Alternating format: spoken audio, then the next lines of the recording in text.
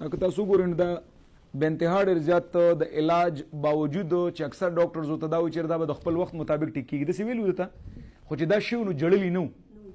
نو هغوی ورته دا ویلي چې دا به د خپل وخت مطابق ټیک کېږي نن هغه وخت هم راغلی خو دا بیا هم ټیک نه شولو موږ بار بار دا وایو چې تاسو ټول عمر ډاکټران بدل کړي دي که لږ طریقه کار هم بدل کړلو لکه څنګه چې تاسو ګوره فزیوتراپي له ورغلي فزیوتراپي مو ورته کړی د بهتر کار مو کړی دی خو د هغې باوجود کلونه وشولو د وړوکوالي نه فزیوتراپي شروع ده د هغې باوجود نه ټیک کېږي نو دله علاج پکار دی او هغه علاج پکار دی کم سره چې دا واقعي ټیک شي او دې کې زموږ په هومیوپیتي کې واحد هغه میډیسن شته دی چې تاسو نن هم د حالات کتلی شو پر روان وخت کې به هم د حالات انشاءالله تاسو ته موږ ښایو چې د حالات څومره بهتر کېږي دله کم از کم د وړوکوالي نه تر ننه پورې ټریټمنټ شوی دی علاجونه شوي دي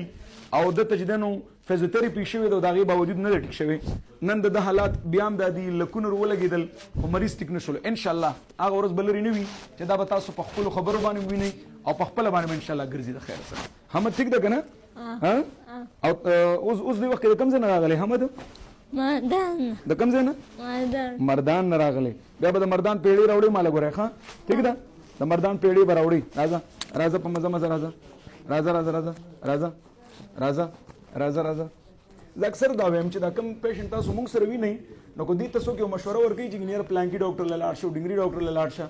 نو دا په دغه ډاکټرانو ګرځېدلي دي ستړي شوي دي زه اکثر وایم زموږ یو ډاکټر صاحب ملګری دی هغه ته زه اکثر لګیم ډاکټر صاحب دا کوم بیماران موږ له راځي یا یو حکیم له ورځي یا یو دمګري له ورځي نو دا ګوره ستاسو نه ستړي شوي بیماران راځي نو ټولو ته دا وایم چې تاسو کو چې ډېر بیماران درکړه داسې وي چې هغه ستړي شوي دي هغه معذوره ماشومان چې هغوی سټ نشي ټینګولی لاړې نه ودرېږي هغوی کېناستلی نه شي ودرېدلی نه شي ګرځېدلی نه شي د دې خبرو نه راوځئ چې دا به د خپل وخت مطابق ټیک کېږي